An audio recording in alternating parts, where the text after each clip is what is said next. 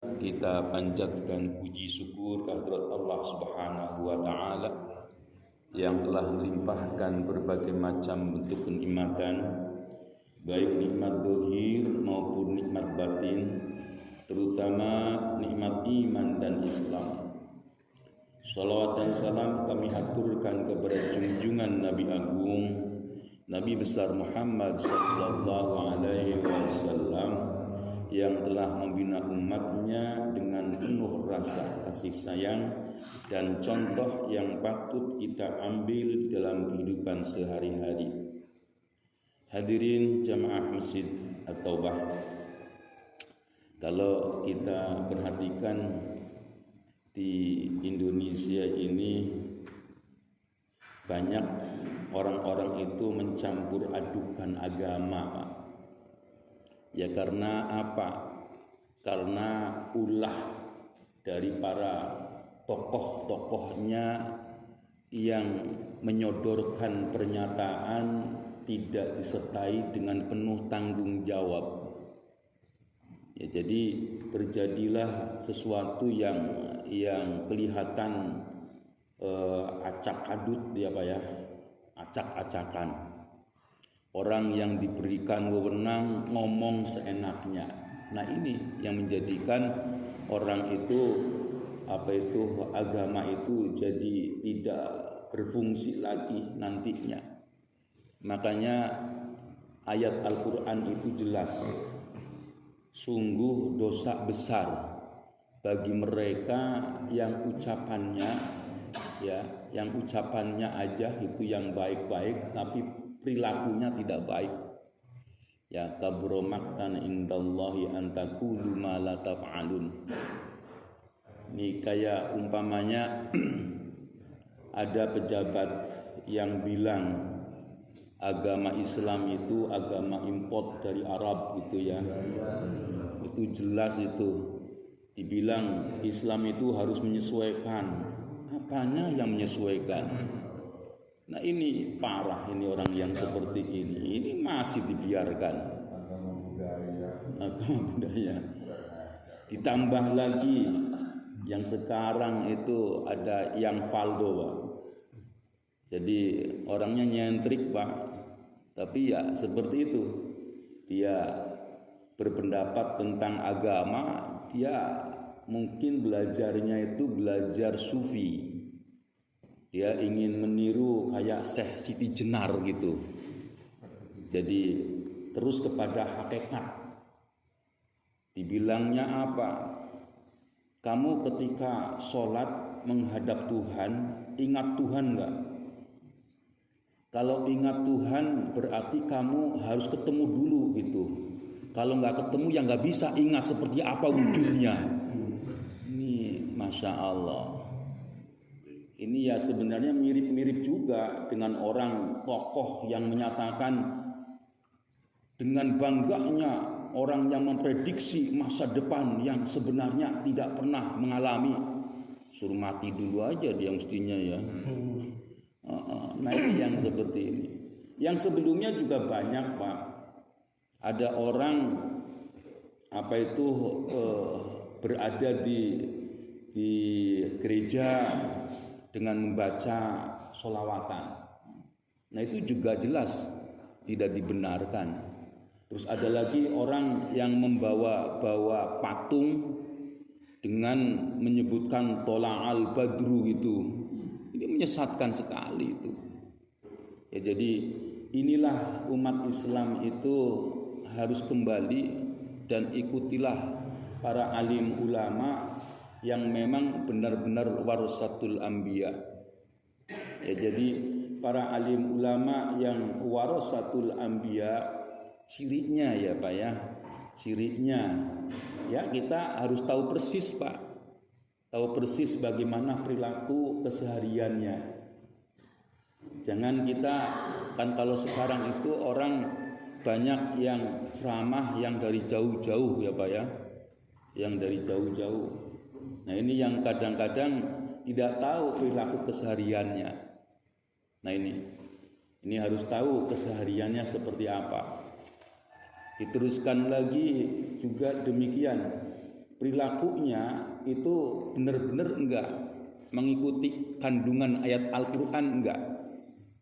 Kandungan Al-Quran berpesan wala tastaru bi ayati samanan qalila, itu benar enggak? Jangan menjual ayat-ayatku dengan murah. Arti menjual ayat dengan murah itu memperalat, Pak. Memperalat ayat-ayat Al-Quran untuk memperoleh keuntungan duniawi. Nah itu, ya bisa jadi kayak semacam ustadz gitu ya, yang jelas-jelas umpamanya gitu ya. Kalau ceramah, kalau tidak ada amplopnya nggak datang gitu ya. Mungkin itu yang nyata. Nanti ada lagi yang jelas-jelas, yaitu memperalat, yaitu kelihatannya agamis, tetapi dia ingin memperoleh keuntungan yang lebih besar. Ini biasanya di percaturan politik ya Pak ya.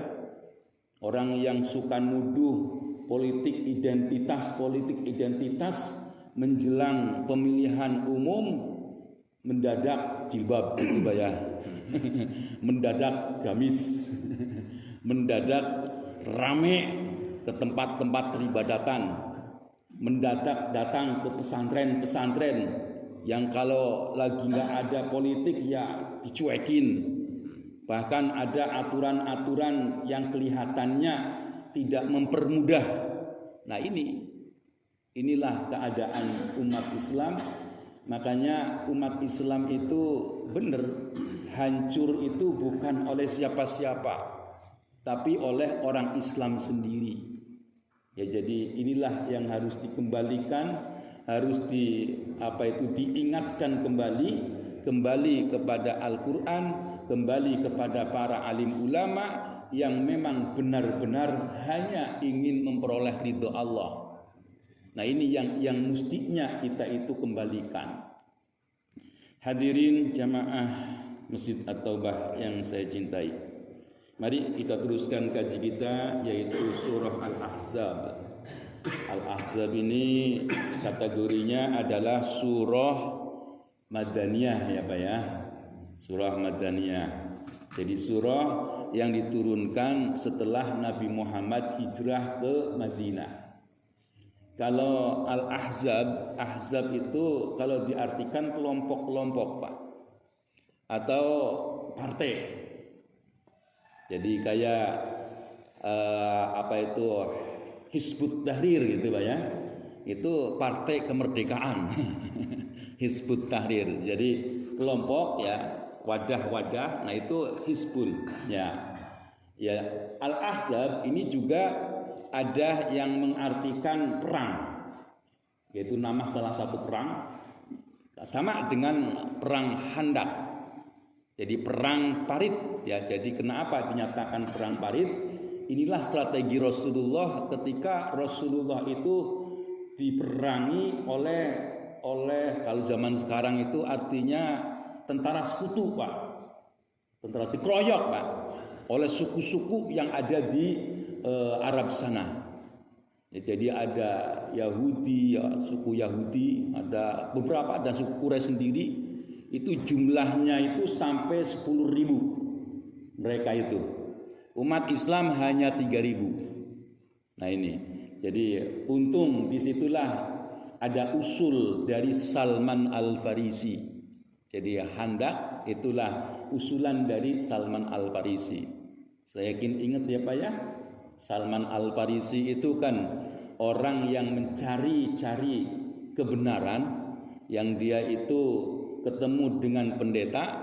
Ya tadi ternyata pendeta itu hanya bajunya saja, hanya ucapannya saja yang manis, tapi dia itu mengumpulkan kekayaannya di rumahnya.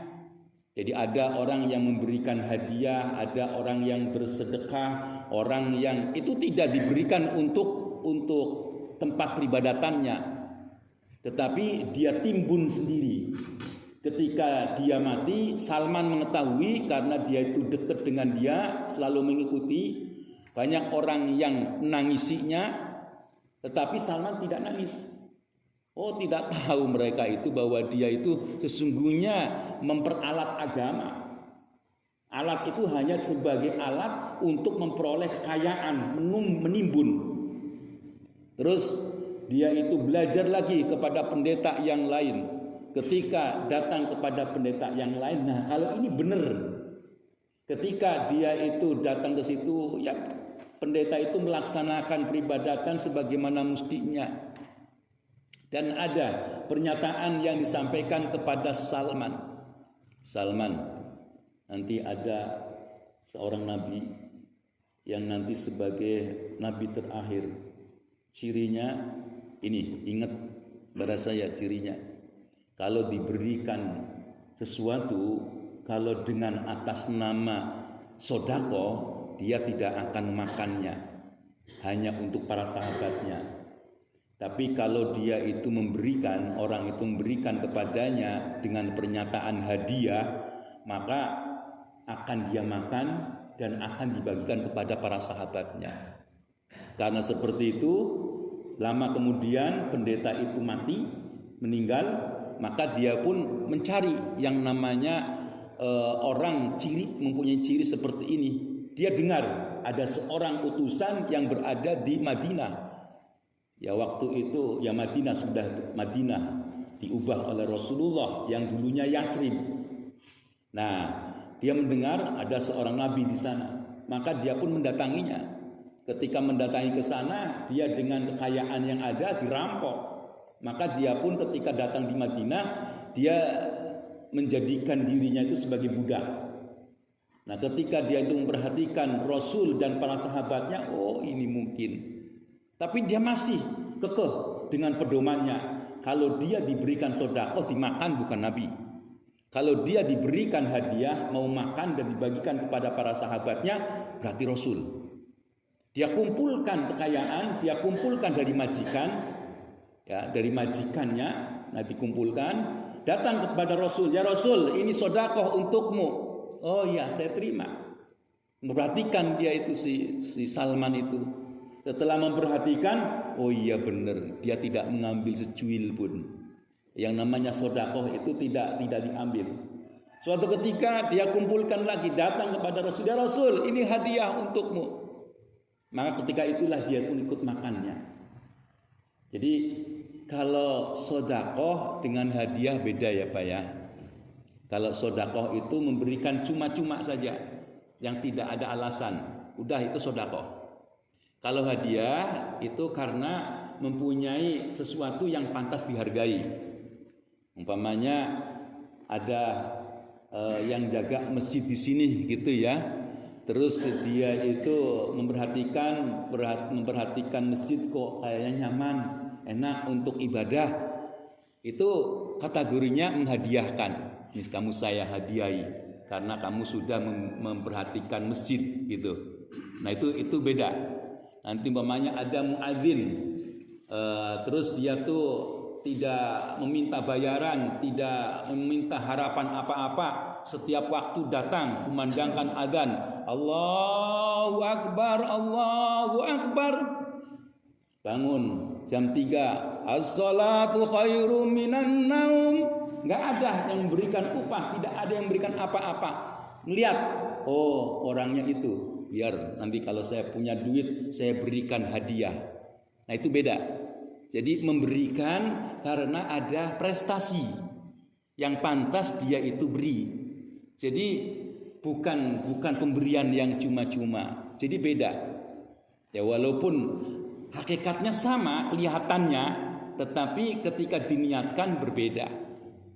Ya jadi inilah kelebihannya ya dalam Islam itu seperti itu. Ya jadi ada perbedaan. Kalau memberikan semacam hadiah itu berarti menghargai ada sesuatu yang dia berhak. Dia berhak. Ya jadi tepat sekali ya seperti itu. Nah inilah perbedaannya. Ya, jadi inilah Al-Ahzab. Adapun kandungan isinya itu simple. Memperingatkan kepada umat Islam itu meningkatkan peribadatannya,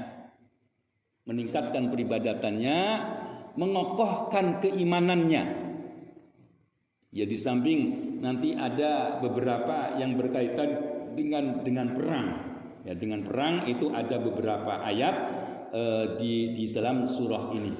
Jadi ini intinya, disuruh mengimani kepada Allah dengan seutuhnya, ya, melaksanakan peribadatan sebagaimana mustinya, dan ketakwaan juga ditingkatkan.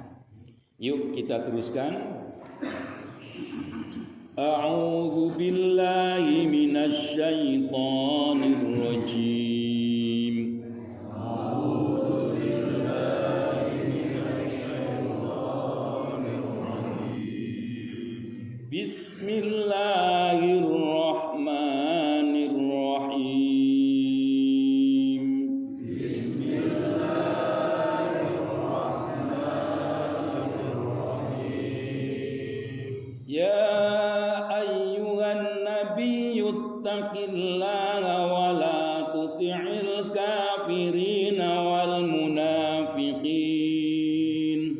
Ya ayyuhan nabiyyu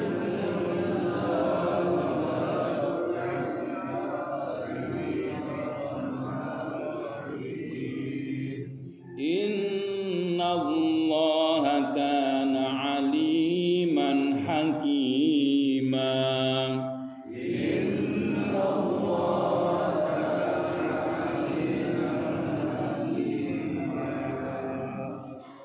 Wa tawakkal 'ala Allah. Lewat itu ya. Wattabi ma yuha ilaika mir rabbik.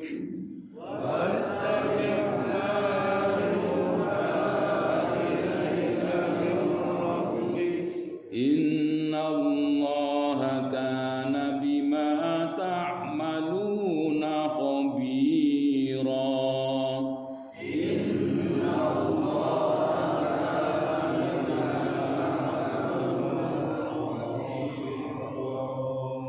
Wa tawakkal 'ala Allah. Wa tawakkal 'ala Allah. Wa kafa billahi wakila. Wa kafa billahi wakila. Ma ja'ala Allahu li rajulin min qalbayni fi jawfihi.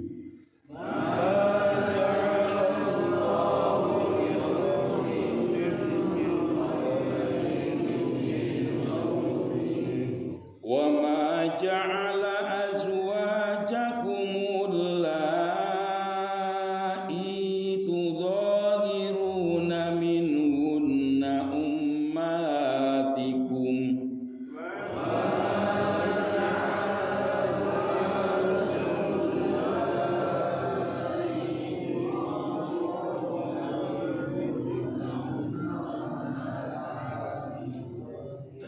Wa ma ja'ala ad'iyaakum abna'akum. Wa ma ja'ala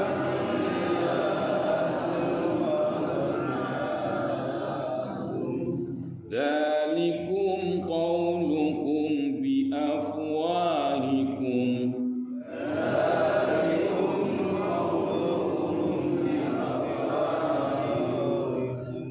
Wallahu yaqulul haqqa wa huwa yahdis sabil. Wallahu yaqulul haqqa wa yahdis sabil. Ud'uuhum li abaihim huwa aqsatu 'indallah.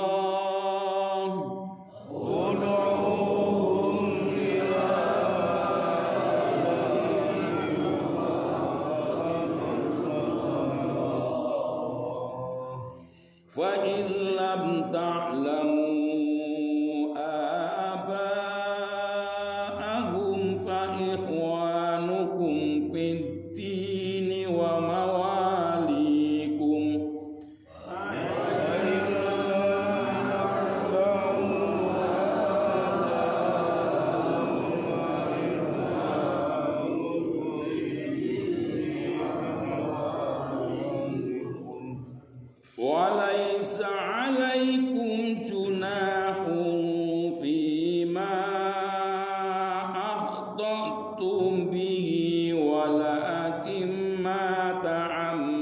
wajilat qulubukum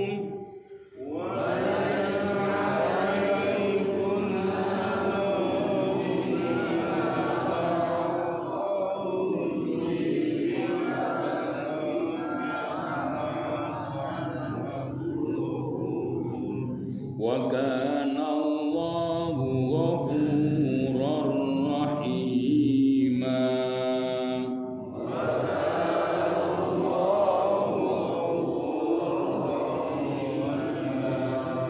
Shadaqallahul azim.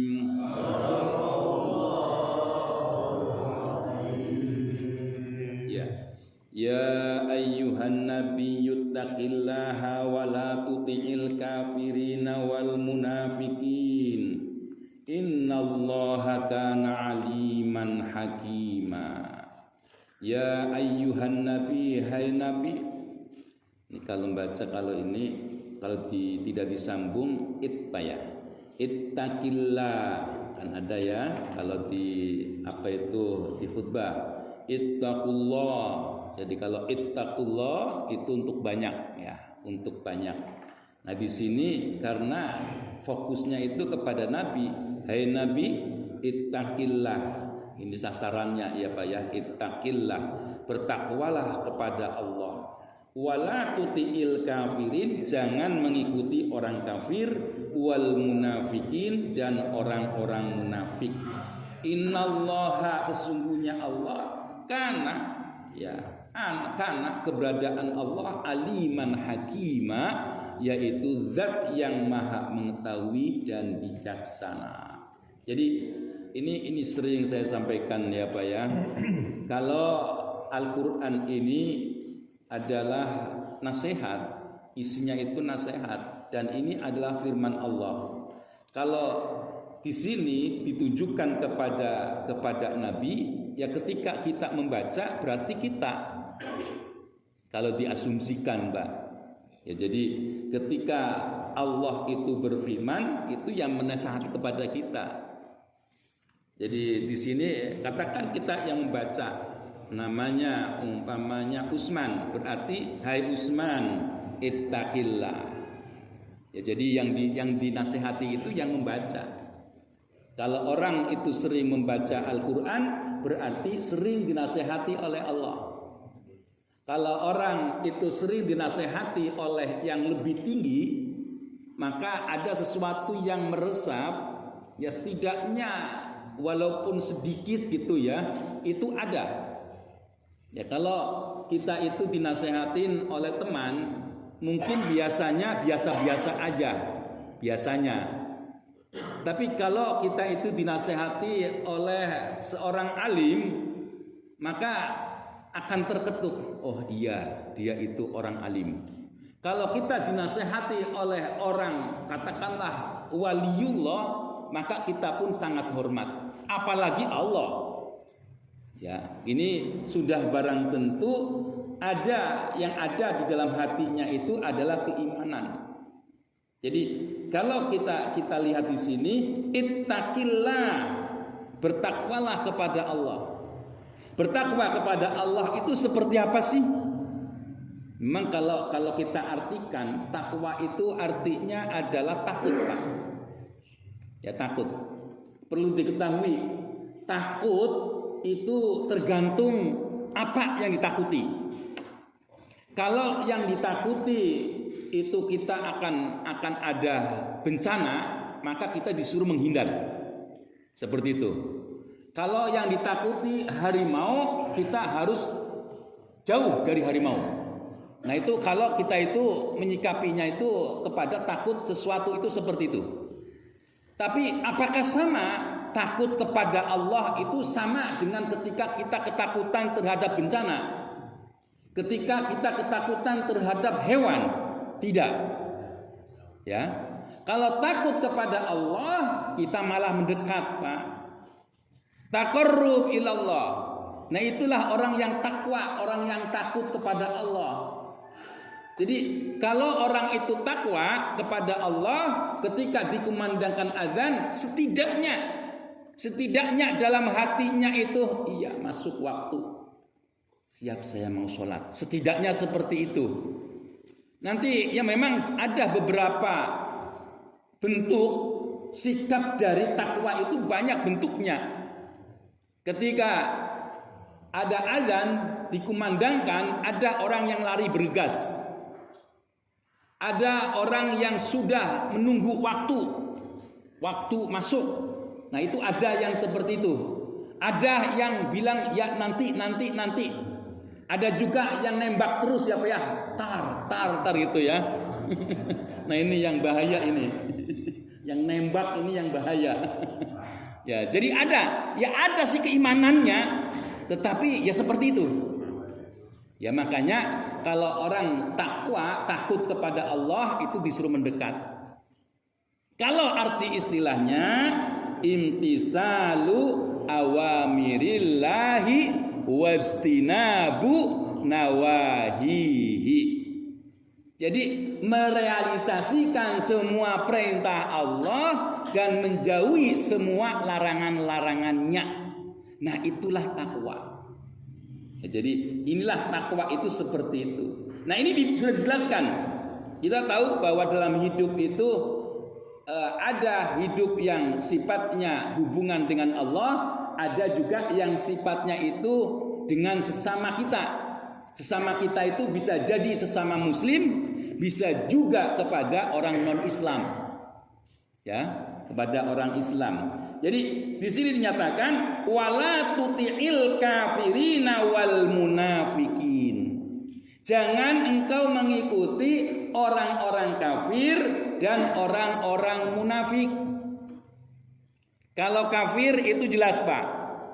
Kalau munafik itu hanya Rasul yang tahu. Hanya Allah dan Rasul saja yang tahu. Kalau ada orang suka bohong, jangan langsung bilang munafik, jangan Pak. Jangan ya Pak ya, nggak boleh. Kalau tahu orang itu suka bohong, jangan temenin. Kalau tahu dia itu orang bohong, jangan dengerin omongannya. Kalau kita kok tahu dia itu suka bohong, terus kita berteman, kena bohongnya nanti. Nah ini. Ya jadi kalau munafik itu hanya Allah dan Rasulnya. Karena dulu itu ada orang kelihatannya kayak sahabat beneran gitu. Kalau sholat itu berada di sop yang paling depan. Ketika dia itu sangat dekat dengan Rasul, Rasul itu dibilang sama dia, ya Rasul, kalau saya mati nanti engkaulah yang mengimami. Ya kalau saya mati pun kamu juga menyolati. Kira-kira seperti itu. Takdir Allah yang kelihatan sebagai sahabat, dia itu mati duluan.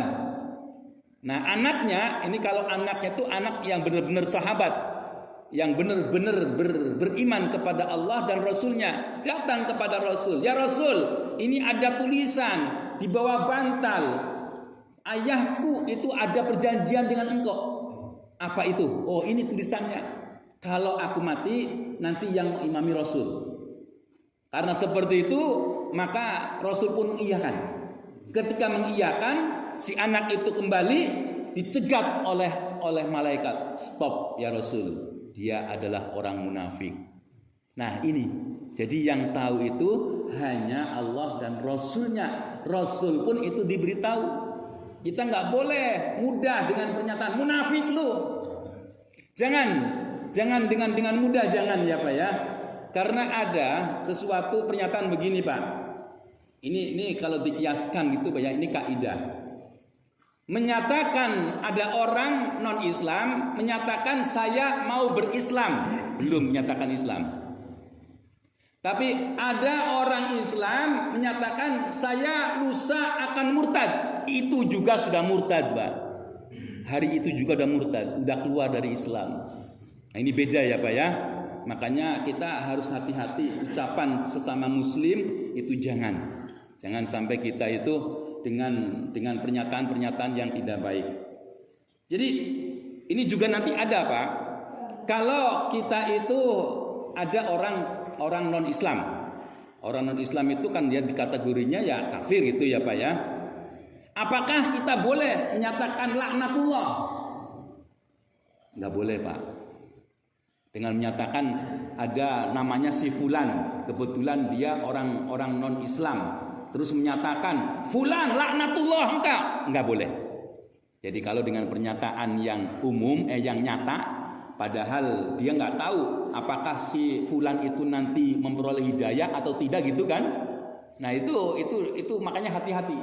Jangan kita itu menuduh atau menyatakan kepada seorang yang non Islam terus menyatakan si fulan laknatullah, menyatakan namanya, itu nggak boleh. Ya kalau secara umum memang sudah disebutkan dalam Al-Quran sebanyak. Pernyataan orang kafir itu banyak, yaitu dengan pernyataan laknatullah itu banyak. Tapi tidak menyebut secara muayyan, ditentukan itu enggak. Nah ini, ya jadi wala tuti'il kafirina wal munafikin, jangan engkau ikuti orang-orang kafir dan munafikin. Ya, jadi ini kalau kita lihat itu, kalau umat Islam itu berpegang teguh kepada Al-Quran dan hadis, kayaknya bersatu Pak. Kalau umat Islam itu benar-benar berpegang teguh kepada Al-Quran dan hadis, dan cara memahaminya juga memahami dengan benar. Kalau dengan seenaknya kan kayak yang Faldo ya Pak ya. Coba bayangin Pak, dia bilang apa? Oh ya, si Faldo itu ngomong Muhammad itu adalah firman Allah. Jadi dia bilang Isa firman Allah gitu. Jadi para nabi itu ya wujudnya Allah itu. Nah ini kan bahaya ya Pak ya. Ini akan menyesatkan. Makanya orang itu kalau mau belajar itu jangan pakai angan-angan sendiri. Disuruh belajar itu yang merujuk, ada rujukannya. Apalagi yang disebut dengan agama. Yang disebut dengan agama itu bukan angan-angan. Agama itu ya Al-Quran hadis. Yang disebut dengan agama. Jangan menggunakan akal pikiran sendiri dengan pakai apa itu kotak-katik gatuk gitu ya. Ya kan kejawen kan gitu ya Pak ya. Kotak-katik gatuk. Nah, kira-kira seperti itu. Nah, itu yang ada. Jangan sampai seperti itu. Ya itulah keadaan yang ada. Dengan menyatakan kita nggak perlu syariat. Kita perlunya hakikat. Ini mestinya orang-orang yang kayak gini ini ya sama dengan Lia Eden, mestinya ditangkap. Saya nggak tahu aparat itu menangkap atau tidak. Mestinya yang seperti ini menodai agama, karena dia apa itu dengan beralasan menggiring di dalam acara dengan pernyataan doa budaya ya Pak ya. Doa budaya. Mana ada budaya dengan memanjatkan kepada yang maha tinggi. Hanya agama yang mengatur cara berdoa. Nah itu hanya agama. Gak ada budaya itu, gak ada. Budaya itu ya kalau kita diartikan itu ya hasil cipta karsa manusia. Yang apa itu yang metafisik itu yang gak ada.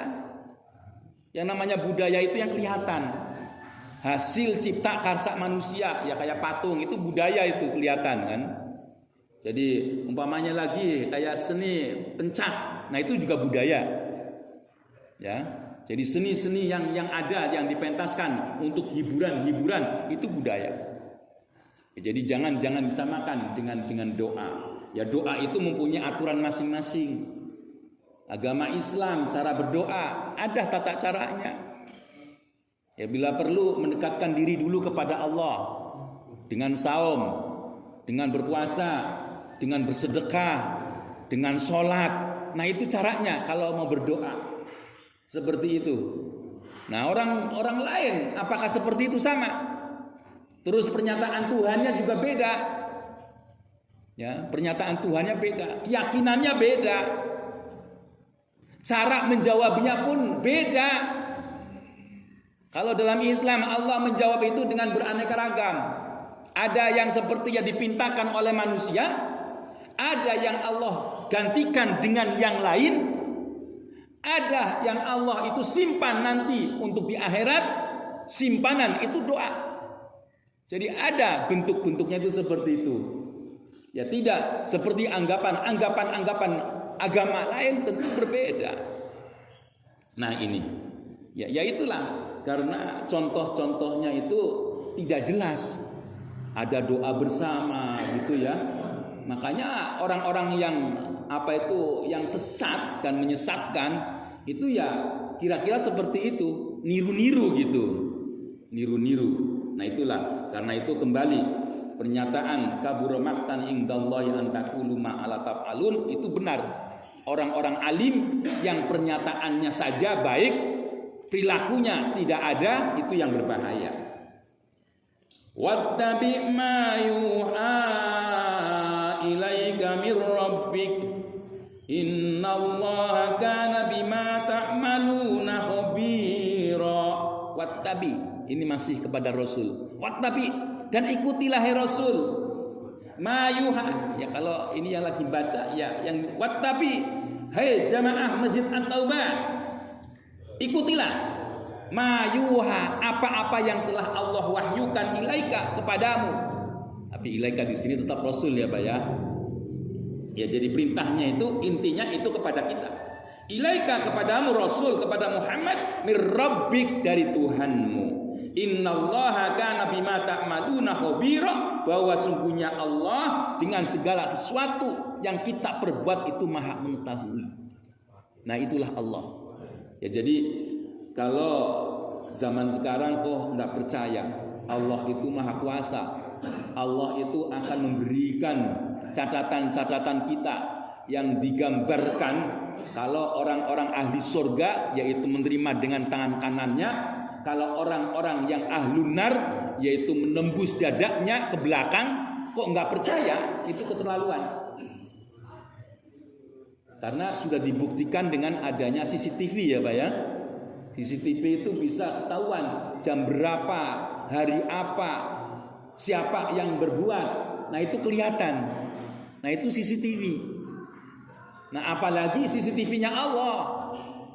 Allah lebih berkuasa, maka Allah pun lebih dari CCTV. Ya, jadi inilah Allah nyatakan bagaimana caranya kita itu mengikuti Rasul, mengikuti apa yang telah diwahyukan Allah kepada Rasul. Dan ingat, perbuatan kita itu semuanya itu akan dimintai pertanggungjawaban.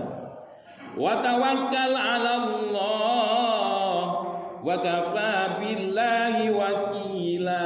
Wa tawakkal, dan berpasrah dirilah kalian Allah kepada Allah. Wa kafa billahi wakila, dan cukuplah Allah sebagai pemelihara kita.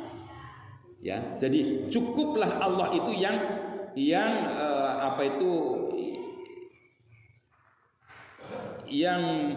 menjadi wakil sebagai sandaran kita. Ya, ini sudah dinyatakan. Jadi kita itu disuruh hanya pasrah kepada Allah. Ya, pasrah kepada Allah itu artinya begini ya Pak ya. Tawakal itu jangan diartikan pasrah bongkokan, enggak ada usaha, jangan. Ya kalau kita mau selamat, kita mau selamat dunia akhirat, maka ikutilah tata aturannya. Bagaimana kita itu memperoleh keselamatan itu. Nah disuruh di sana dengan ta'alum, belajar, disertai dengan peribadatan yang benar. Nah ini dijalani ya dengan ta'alum, dengan belajar, terus kita paham. Pemahaman yang benar untuk melaksanakan ibadah, nah itulah yang diperintahkan. Ya jangan kita itu melaksanakan ibadah tapi pakai asumsi sendiri. Itu yang tidak dibenarkan. Jadi pakai angan-angan sendiri, itulah yang nantinya itu akan menyesatkan. Ma ja'alallahu li rajulin min qalbayni fi jawfihi wa ma ja'ala azwajakumul lati tughiruna minhunna ummatikum wa ma ja'ala ad'iyaakum abnaakum dzalikum qawlukum bi afwahikum wallahu yaqulul haqqa wa huwa yahdis sabil. Ma ja'alallahu lirajulin, tidaklah Allah menjadikan kepada seorang orang min qalbaini, dari hatinya, dari buah hati, fi jaufi, dalam satu mulut. Ini artinya begini Pak, ini kan kelihatannya susah ya Pak kalau diartikan secara letterlek. Allah tidak menjadikan kepada seseorang dua hati.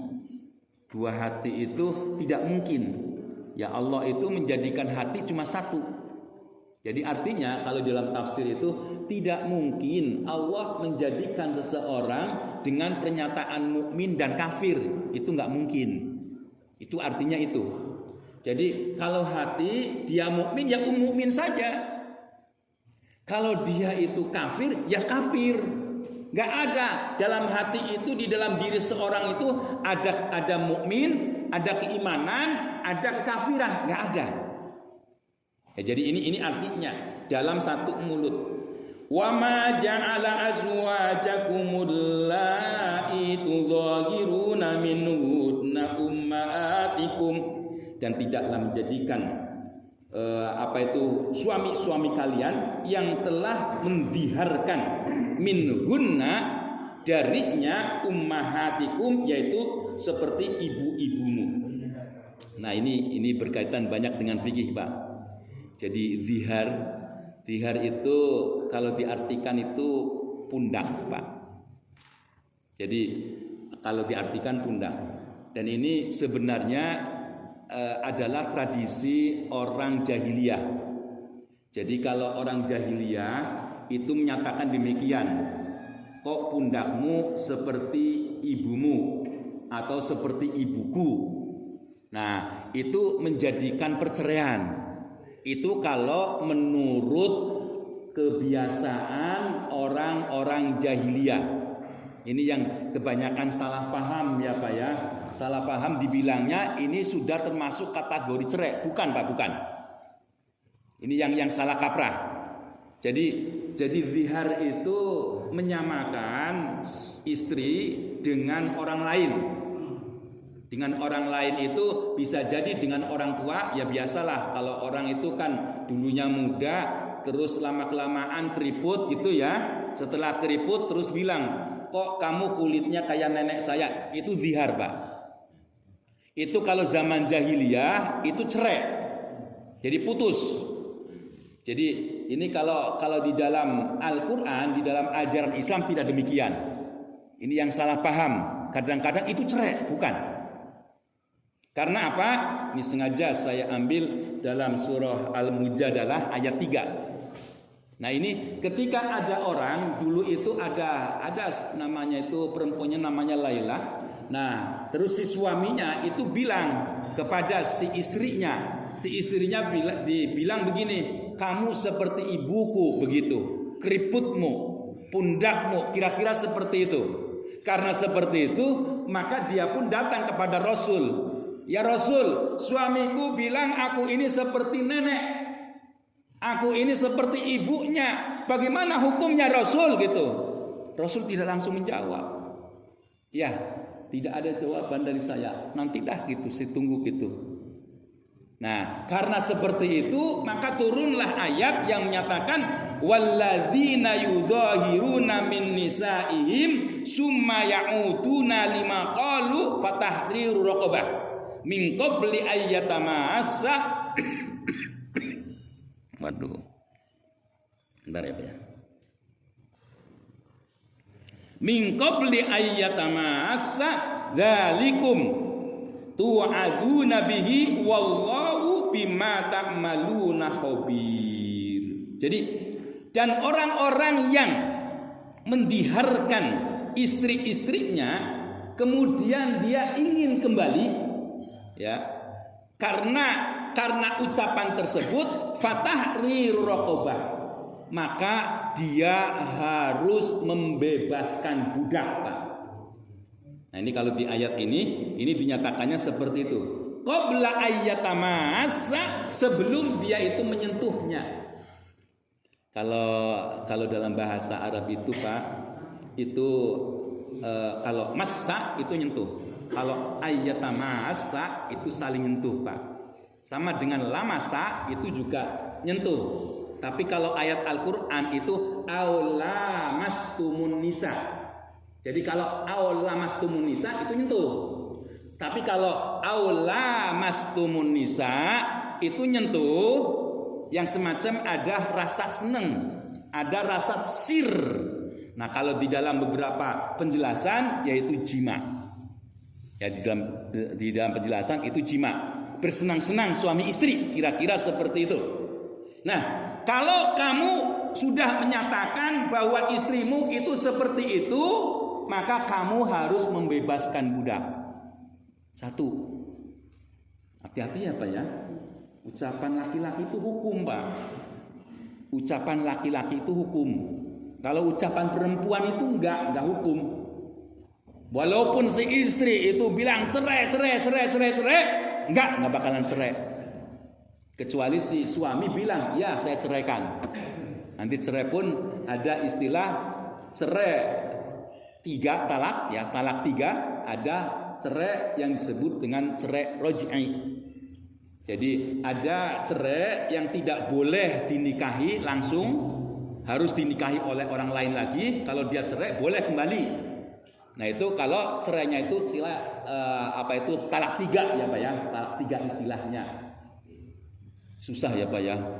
Nanti umpamanya saya masih senang, tolong dong kawini dia. Nanti kalau beberapa bulan kamu udahan ya.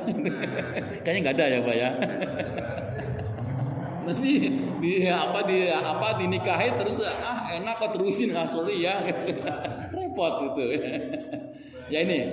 Ya, jadi ketika seperti ini disuruh untuk membebaskan budak. Hati-hati makanya. Kalau nggak bisa, yaitu disuruh memberikan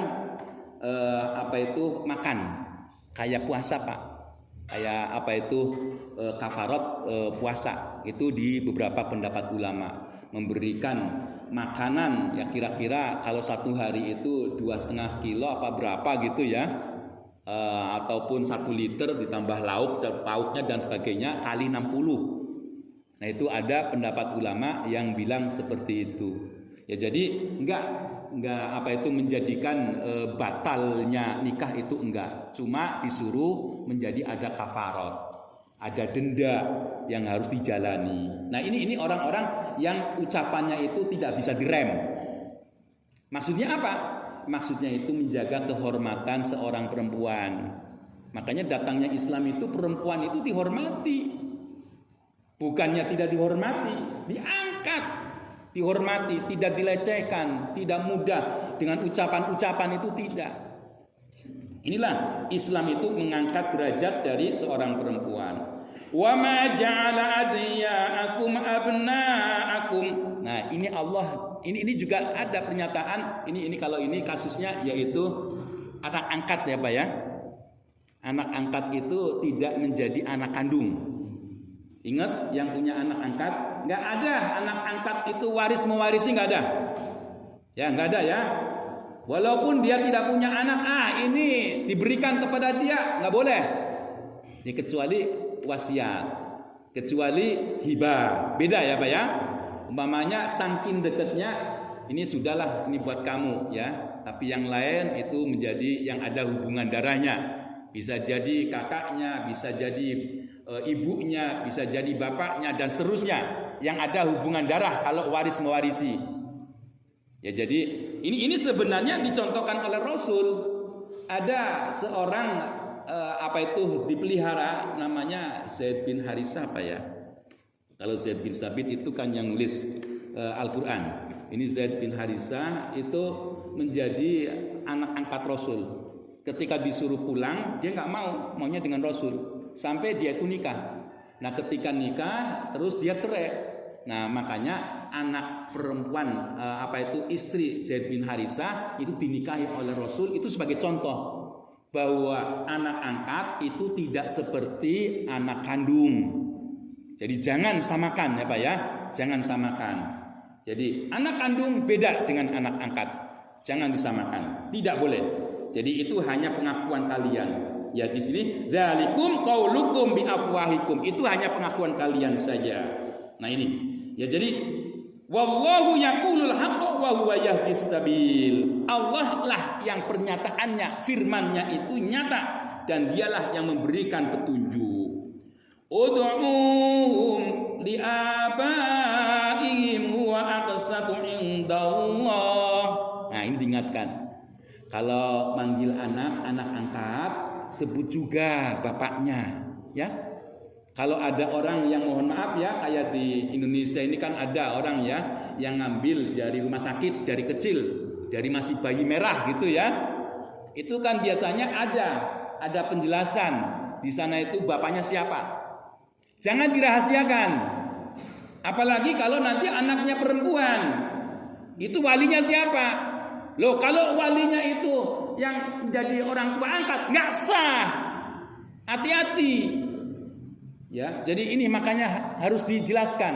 Kalau ada orang itu angkat anak, itu panggil bapaknya, itulah yang adil. Jadi umpamanya Ibnu Makmur, kalau anaknya Makmur gitu, itu boleh, itu yang lebih jelas. Ya jangan menyatakan kata kalau saya angkat anak terus Ibnu Tajuddin, tidak boleh. Harus dinyatakan Ibnu bapaknya yang benar. Ya kalau dia itu umpamanya nanti dia malu, nanti udah dewasa sampaikan, kamu itu bukan anak saya sebenarnya, kamu itu anak angkat, kamu itu orang tuanya ada di sana. Disampaikan, jangan dirahasiakan. Nah inilah ajaran Islam. Fa illam ta'lamu aba'ahum fa ikhwanukum fid dini wa mawalikum. Ya, kalau tidak bisa, kalau tidak tahuan siapa bapaknya, maka sebut ya ini adalah persaudaraan dalam agama. Ya, jadi terus terang aja, jangan mengaku-ngaku, itu tidak dibenarkan. Ya, walaisa alaikum junahum fima akhtatum bihi walakin ma ta'ammadat qulubukum. Nah, tidak ada dosa. Ini kalau hebatnya hukum Islam begitu ya Pak ya. Kalau kita itu melaksanakan sesuatu kita nggak tahu, nggak dosa.